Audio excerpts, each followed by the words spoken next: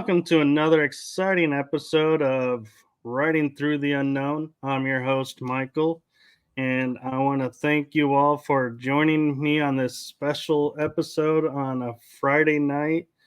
And when I introduce my guest, I think you all are going to be in for a true surprise and treat, and are going to be so grateful you tuned in for this episode. And with that being said, it is my distinct pleasure, my honor, and my blessing to introduce you all to the one, the amazing, the wise one, Alfred Webre. Michael, well, thank you very much. And it is my distinct honor to be here. And I'm looking forward to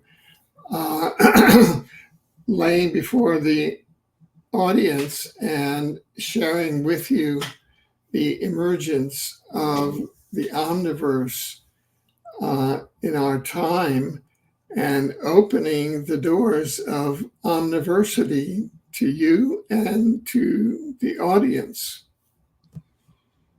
Yes, I'm so grateful you and transparency to everyone watching. We were backstage and Alfred was sharing that he was going to share with us how we're going from where we are today in our universe to how we got to the multiverse into the Omniverse. So we're going to get a full history. So you guys are in for a true treat, and I am so grateful for this information. And so I am going to allow you to take and start where you want to start. Excellent. Well, good. I just want to say this, what we'll be covering. This is the third book in my Omniverse trilogy. It's called Emergence of the Omniverse. And we are in that time period in our world, Earth history, in which the Omniverse emerges into our world society and our culture.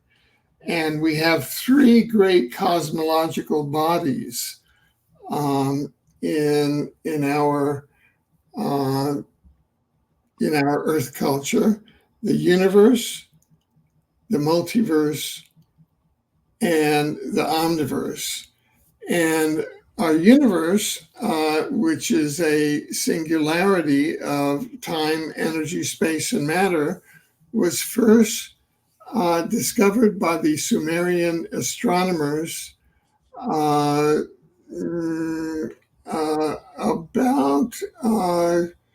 let's say, 2000 BC or so. And that's when the knowledge of the systematic knowledge of our cosmos began to be developed here with the universe. And the next evolution was with the discovery of the multiverse. And what the multiverse is, its definition is the sum of all the universes. And it was first coined in 1895 by the American scientist William James. And there are two Stanford scientists who have made an estimate of the number of universes in the multiverse. And in their terms, the number of universes in the multiverse is, quote, humongous. In mathematical terms, it's 10 to the 7th to the 7th. And that number is so large that we don't have a name for it. But if you were to write it out in, manually or in 12-point type, it would be more than 290 million miles long. That's the number of universes in the multiverse, and we're in one such universe. Now, I don't know if I can, because I'm not that familiar with StreamYard. I had sent over a link to our e-learning platform, Omniversity. Can you? Oh, yes, good. And so here we have Omniversity, just like we have universities. Well, universities were first chartered starting with the discovery of the universes by the Sumerian astronomers. They were chartered to study the universes and the established sciences of the universes of time, energy, space, and matter. And so we are now developing the omniversities, and the omniversities are chartered to share the knowledge of our multidimensional reality and sciences. And what we have found is that universities sort of represent, are gatekeeping our new knowledge, and they're gatekeeping the scientific study of the spiritual dimensions of the Omniverse, which are the scientific study of the soul, life after death, the interlife, spirit, reincarnation, spiritual beings, and source, as well as exosciences such as quantum access, teleportation, time travel, psi sciences such as the study of psi, ESP, telekinesis, and telepathy. Here I'm just going to bring in more here.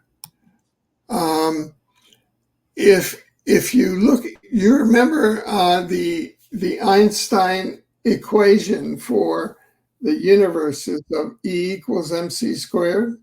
Correct. Well, the equation describing the omniverse is as follows. Omniverse equals multiverse. In other words, the sum of all universes that equal 10 to the seventh plus the spiritual dimensions. And the spiritual dimensions themselves equal the intelligent civilization of souls plus the spiritual beings plus source. And all of this is now studied scientifically using the scientific method. It's not a matter of faith. So the emergence of the Omniverse represents in human society the integration of science and spirituality. Okay. I don't mean to interrupt, but I don't know if you opened a new page because we're still on the Yes, Omniversity page. I did. What I did is I went here and I opened a new page on this particular. I think you need to reshare the page because we're still looking at the original page. We didn't see the second page. let me just get that here. And I'll get that for you. I don't know. Let me just share that again. I'm not your best person. I'll share with that, and I'll bring it. Let's see. Do I present this? And where it says slides, do I put that? How do I share this again? There should be a link on the bottom. Present share screen. Oh, and yeah. you just It click says the window. then it says present. It says stop screen. Should I hit stop screen? It might, yes, you might need to because you're already Yeah, so I'll sharing hit that one. present, share screen, and then I hit share screen again. And don't feel bad. I'm not techie either. Yeah. So Yeah. Okay. So let me see if I got this one correct. Yeah. So there's Y Omniversity, so that the Omniverse equation equals Omniverse equals Multiverse. In other words, the sum of all the universes, which is all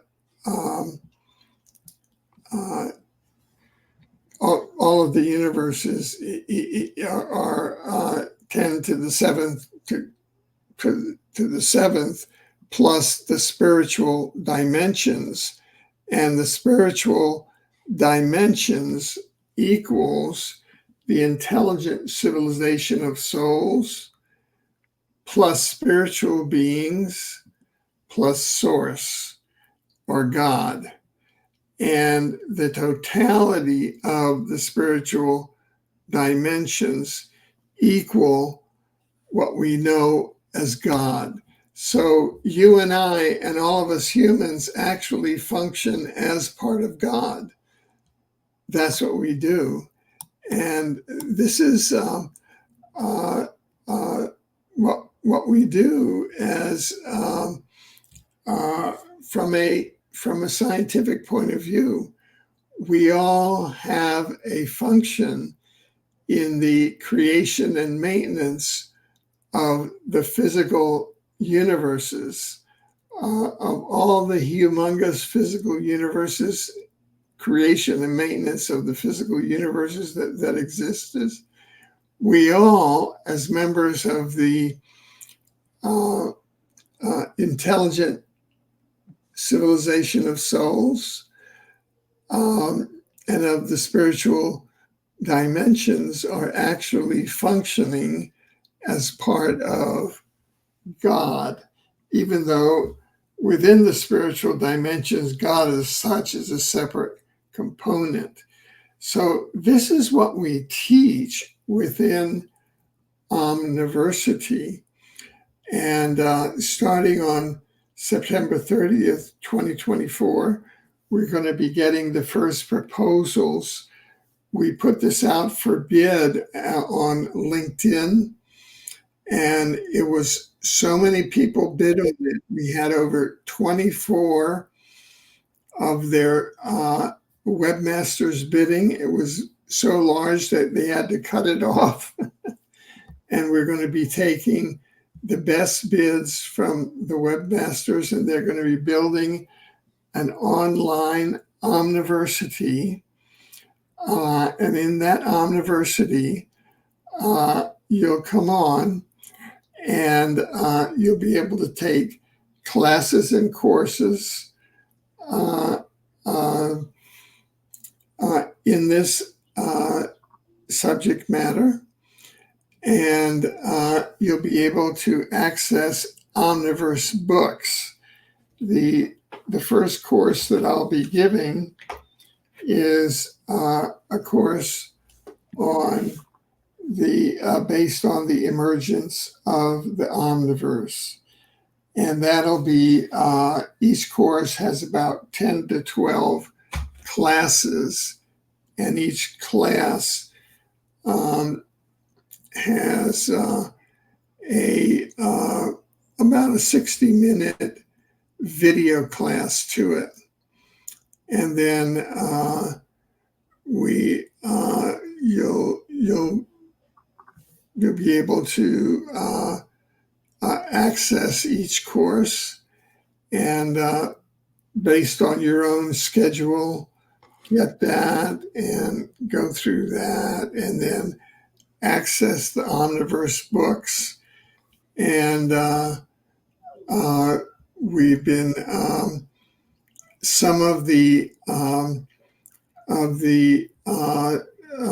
one of the bidding webmasters is associated with Simon Fraser University here in Vancouver, BC, which is one of the universities here.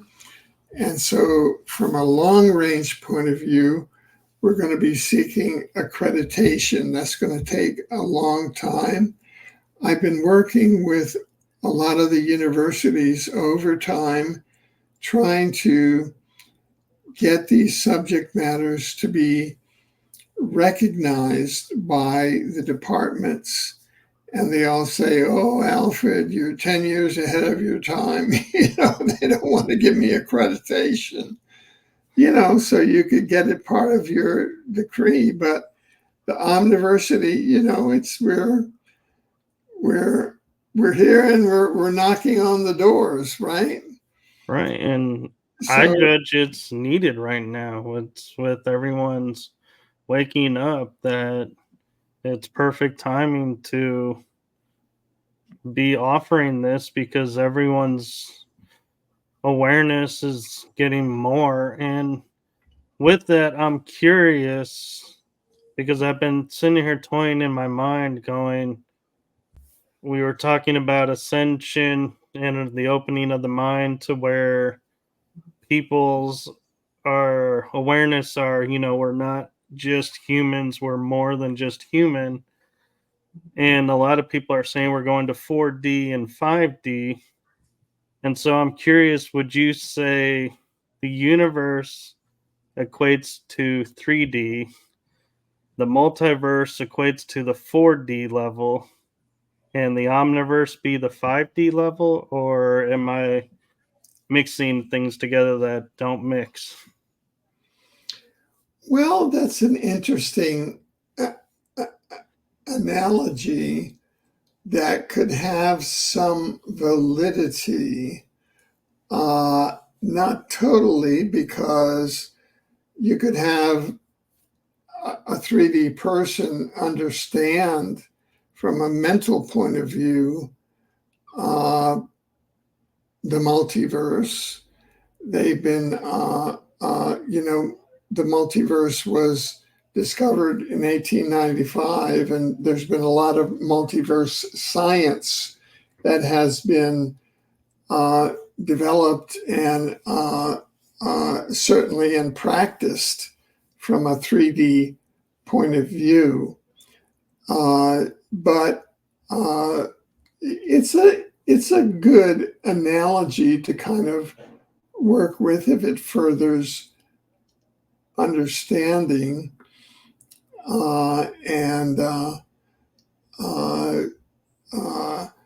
I think the great shift is this also, in addition to what you just said, is that the Omniverse represents a shift from the afterlife, the human soul, life after death, spiritual beings, and God being a matter of faith to being the subject of science and scientific study. And that is a main shift, because in the Omniverse, we use the scientific method and scientific protocols and the same scientific method that we use to study the universes of time, energy, space, and matter, which the scientific method is used since the time of the Sumerians. We use it to study the spiritual dimensions, namely the soul, life after death, the afterlife, spiritual beings, and source. So that represents our evolution as beings. Is we become super capable to be able to navigate and internalize our understanding of the afterlife from a scientific perspective, whereby we can analyze it and we can analyze God and the spiritual beings and the nature of our afterlife, not as a matter of faith, but as a matter of science, using scientific protocols in the same way that, we all took high school physics. Those of us who went to college, we took university science. Well, at Omniversity, we use science to study the afterlife, to study the intelligent civilization of souls, spiritual beings, and source. I'm not sure if that addresses your question, which is a key question in this area.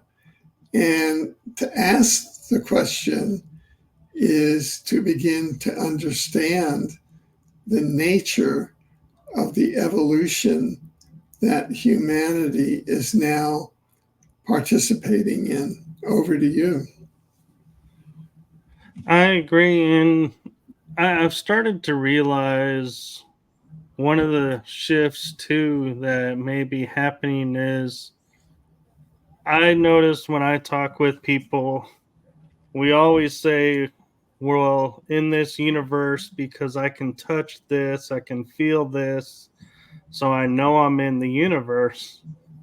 But that's not the universe. The universe is a mental um, kind of processing or awareness. Awareness, that's the word I was looking for. And so living here, we have the understanding of here being one verse. So universe. So then what it's saying is when you become aware of more, your mind has crossed over to the multiverse level.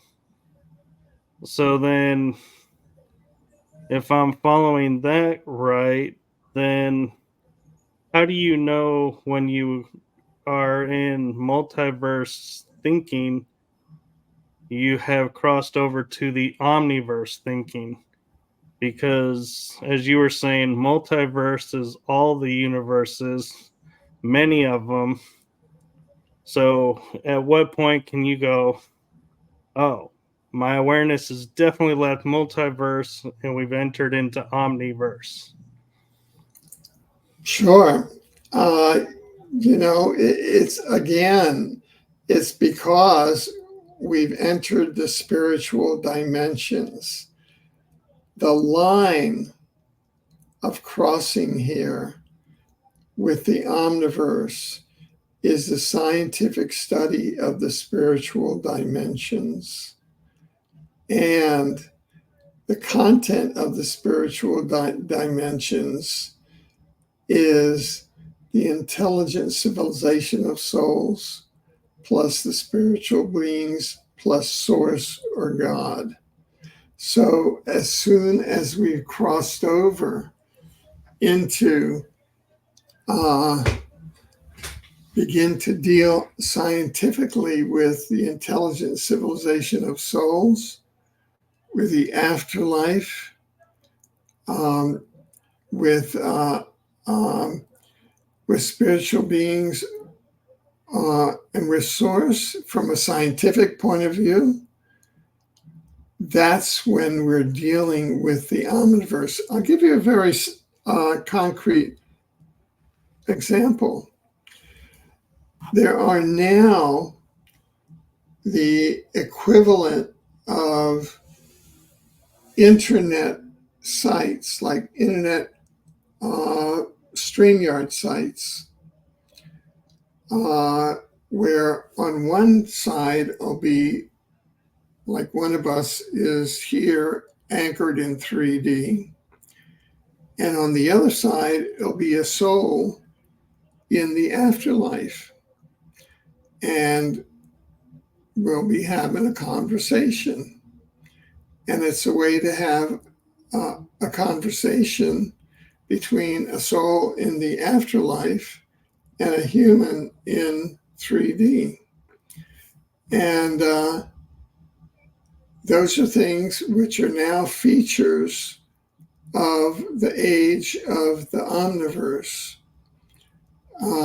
and which are features of the age of the Omniverse, and which we can explain them through the science of the Omniverse, so that we have actual real-time communication, not only through dreams or through mediums, but now we have actual Zoom-like, through Zoom or other technologies, where we'll have technological communication between souls in the afterlife who have agreed to come into communication with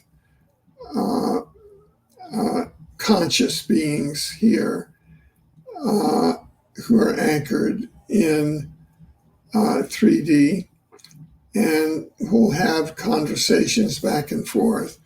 Now, those conversations go better the more that the human being who's in the 3D is more aware of the science of the Omniverse. This is, as I mentioned, this is the emergence of the Omniverse book. We have it now. I just want to see if I have it. Yeah, I just want to show it to people so that people can see where we are technologically in this.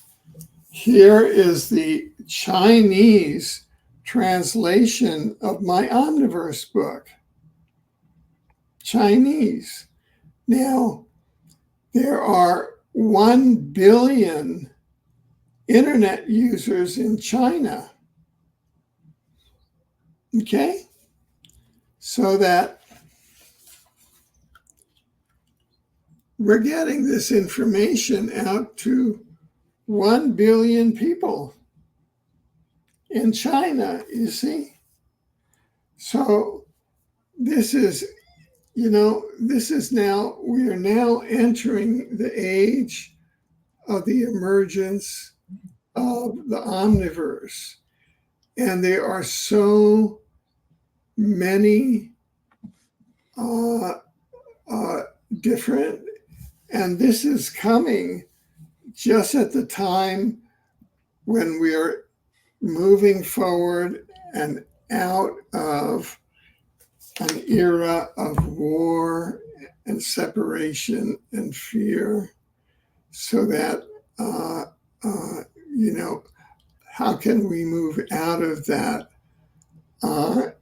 duality consciousness of I win, you lose, which is the duality consciousness, into the unity consciousness of we are one. And that is the great challenge that Omniversity has. Omniversity has a learning platform in Shanghai, China. And there are 1.1 billion internet users in Shanghai, based there in China, out of Shanghai, China. So, and this is what you're talking about there. And this is it's translated into German and into Spanish and into Hungarian. And this is something that we have to do. And so we have to move away from the duality consciousness. And our mission is to move humanity through the science of the Omniverse into unity consciousness, into understanding firmly the integration of science and spirituality. And that was very much. I want to show you one other book too, which I think is very important, because it's kind of what people say, well, Alfred, why are you doing this, And so that people understand, these are some of the other books that we have. This is a book that I wrote. It's called My Journey Landing Heaven on Earth. And it's got about 750 pages on it. And this talks about my first voyage on an extraterrestrial spacecraft. This was started in February 1973. And it tells the whole story. And to cut to the chase there,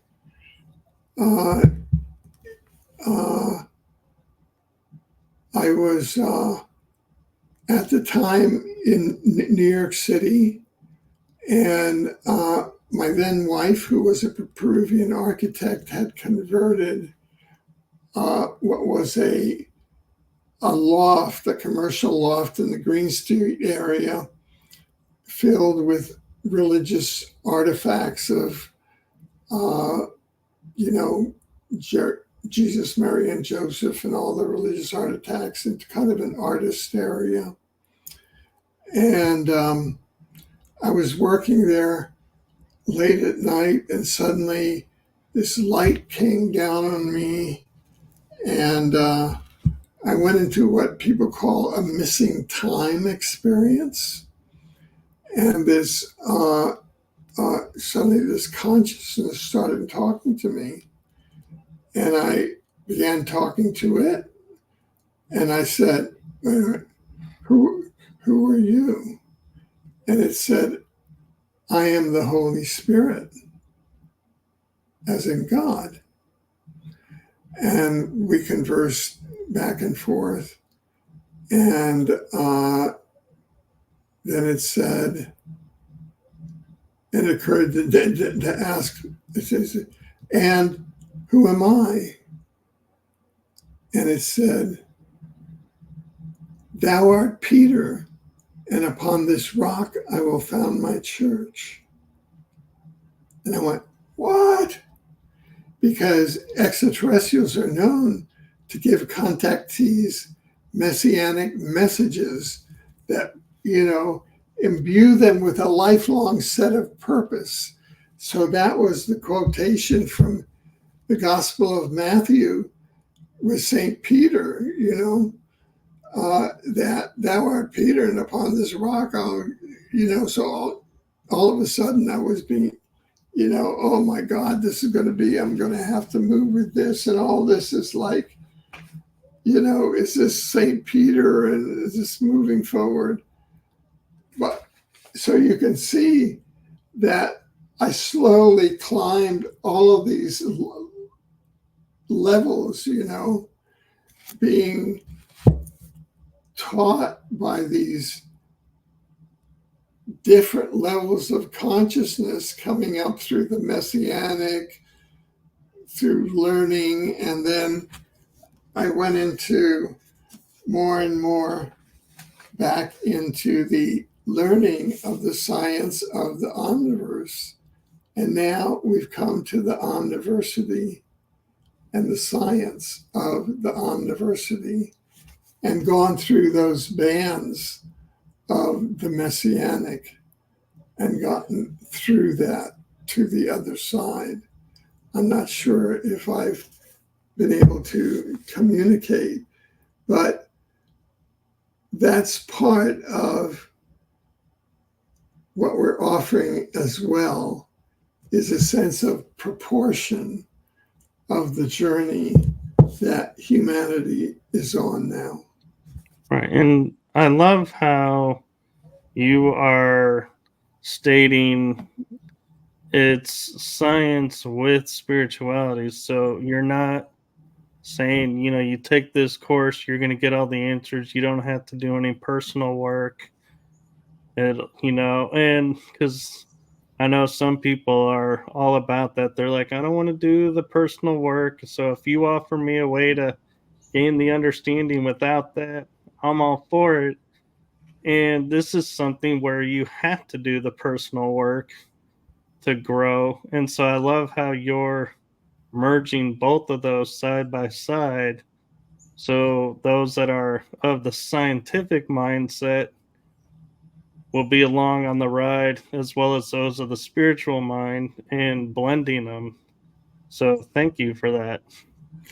Well, thank you for stating that and for reflecting that back in such an amazing way. I mean, really, you have really validated this work here in the most amazing way. And I really want to humbly acknowledge that and thank you very, very much, because that has been the essence of it. That's been the essence of it. And, that is how we move it. And if people go to universebooks.com, you'll see there we have 25 books or so of Omniverse books, and all of them are offered at Omniversity. And come this fall, in October, November, we'll be offering classes and courses with the books. And it's very much in the spirit that and in the sacred space, and that you have so aptly described. And I feel very humbled by your statements. And thank you very, very much. I really feel that way.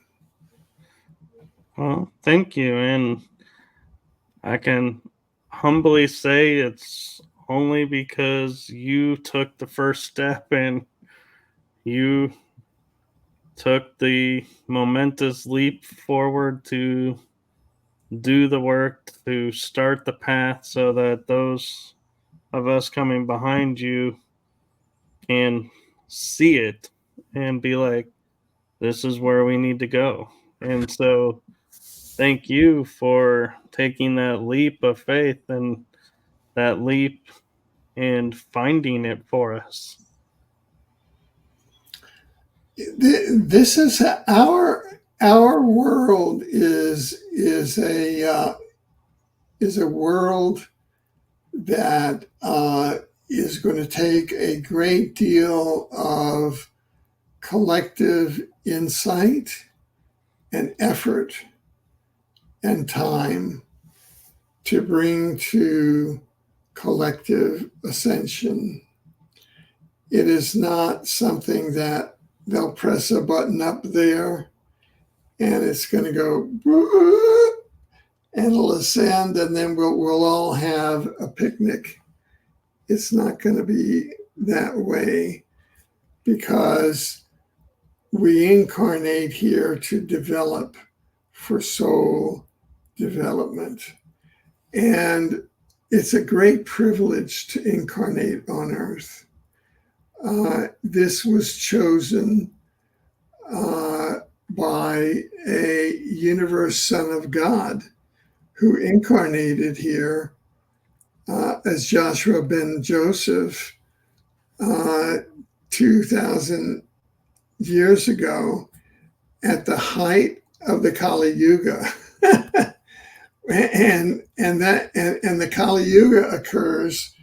We have two suns, and the Kali Yuga occurs when the two suns are at the maximum distance from each other, because they rotate every 25,000 years. So they're 12,500 years from each other. And that's when evil is at its maximum.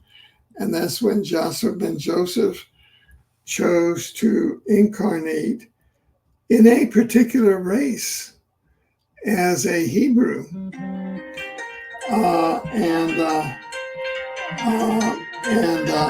Excuse me, I haven't turned off my phone. And that alone, if we look at it now, you and I are talking on September 20th, 2024, and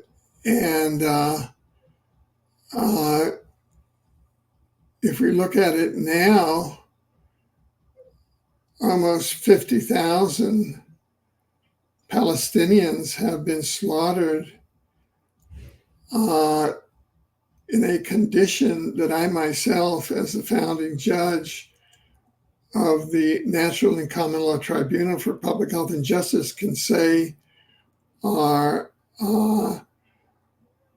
violations of the International Criminal Court statute and are war crimes and genocide. And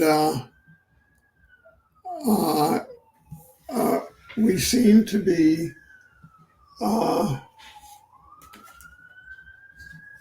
here is another book that we just published. It's called We Awakening Humanity Are the Soul Infrastructure, SOUL, of the Second Coming of Christ. And if you look at that, this is the solar system, and that's the asteroid belt. And the asteroid belt is the planet Tiamat that 207,000 years ago, in the middle of a human reptilian nuclear war, was turned into an asteroid belt. That was a planet. That was a huge Earth-like planet with 2 billion human souls that had to be teleported to Earth and are now incarnating on Earth. And that's what could happen to Earth at this time if the nuclear war that, on the one hand, Israel, and on the other hand, Iran, and those powers, which are aimed at each other, go toward their nuclear war. And we, on the other hand, that are trying to bring the science of the Omniverse before that happens. And so we've just brought out this document that we awakening humanity are the sole infrastructure of the second coming of Christ. And the second coming happens so as to prevent that. Here's the back cover. Jesus' first coming to earth was intentionally timed 2,000 years before the acute focalization of 2024 plus of threatened Tiamat-like nuclear destruction of Earth, sentient inorganic AI artificial intelligence terraforming of Earth, and divine souls into bots, materialization of an age of Antichrist on Earth, and of powerful Antichrist capable of destroying Jesus' mission of the kingdom of God on Earth, necessitating Jesus' second coming at this time with planetary ascension of Earth and its human souls to a density of the kingdom of God beyond the AI artificial intelligence and the negative Luciferian spiritual beings and interdimensional Draco-reptilian souls. So that's the context in which we find ourselves, and in which we find the science of the Omniverse being what we can preempt all of this and bring us up to 5D. So we are at a moment unlike any other, which was last seen when Tiamat was turned into the asteroid belt. Query, will Earth be turned into an asteroid belt? No, because Jesus came and drew a line in the sand and said, no, Earth will not become a second asteroid belt. And that's what Netanyahu doesn't know. And that's why Iran doesn't know. Well, it also makes sense why when we see a lot of the UFO stories, they seem to be showing in larger numbers near where nuclear weapons are or bases are. And it confounds all the military when they appear and everything is nullified. So I think that again goes to show where you're saying, yeah, they're not going to allow us as a species to take and make a second asteroid belt. They're doing everything they can to nullify and stop it. But I do have to wonder, though, if humanity, makes a choice, will they abide by the choice or will they say, no, you guys made a wrong choice. Let's make another choice. We're not going to let you destroy this. Indeed. So that's where we are now. So the science of the Omniverse is here. And I kind of have to wonder, with all the chaos and all the strangeness that's going on in the world today, I mean, not just in the US, but everywhere, I can't help wondering if it's like the universe's way of saying, okay, you guys chose wrong. We're giving you a second chance. Look at what you're doing. Please make the right choice this time. Indeed.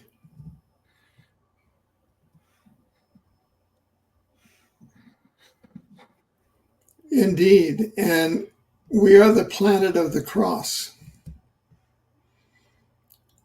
The Urantia book says that we're known as the planet of the cross. Namely, that Joshua ben Joseph came here. He incarnated as a Hebrew. So I'm kind of curious your take on my understanding of us as a species. And when I say us, I mean human beings. Originally, we were known as the children of the gods. So we had divine birthrights. Then, somewhere maybe around the Council of Nicaea, we stopped being all of a suddenly the children of the gods, and we are the children who are born of sin and need to, try and gain favor with the God to get that removed and enter heaven. So, why do you think it was so important to them to remove our divine birthright? What was so threatening in that time frame that they had to put a stop to it and in essence erased it from future generations' memories? That's a good question. You ask very, very good questions. And I think that there, you're not talking about the Hebrews. There, you're talking about what the church did in trying to appropriate the spiritual mission of the incarnation of the divine Son of God here. Right. And the church I view as being affected by the Draco reptilians. Yeah. And make it unto themselves, because all of the negativity that we have, if we look at the Hebrews now, the leadership in Israel, the leadership in Iran, the leadership in Hamas, the leadership in all the major nations, at the soul level, they're all draconian souls. They're not human. So,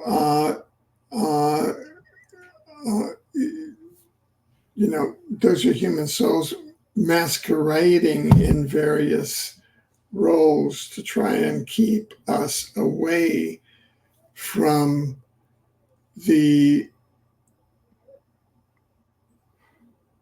divine mission of the incarnation of a Son of God here. And so we're now looking to awaken humanity. Awaken humanity. Right. We're getting close to the hour mark. And so out of respect with you and your time that you have provided, I want to take a moment and again allow you to promote your books and where people can find Sure. you and everything. Yeah, well, it's very easy. People can go to universebooks.com and begin to look at the books there and the Omniverse books. And you can go to omniversity.us and begin to learn more about Omniversity. And later on in the fall, starting around October, November, you can begin to enroll in classes by going to omniversity.us and omniversity.net. And you can always reach me through my website at exopolitics.com. And Michael, I want to thank you deeply for allowing me to speak openly. Thank you very much. You're very welcome. And had a question just pop in my head, and I've been trying to formulate it, and I'm not quite sure I'm there yet, but I'm feel like I'm gonna throw it out there because of what's going on. And you were pointing out the Draco influences on all the nations that are, doing strife and everything in the world. And so do you feel like the reason that we have so many wars on this planet is the Draco influence on those nations? Because it seems like the nations that you were calling out are always the ones that are kind of involved with or pushing a war agenda.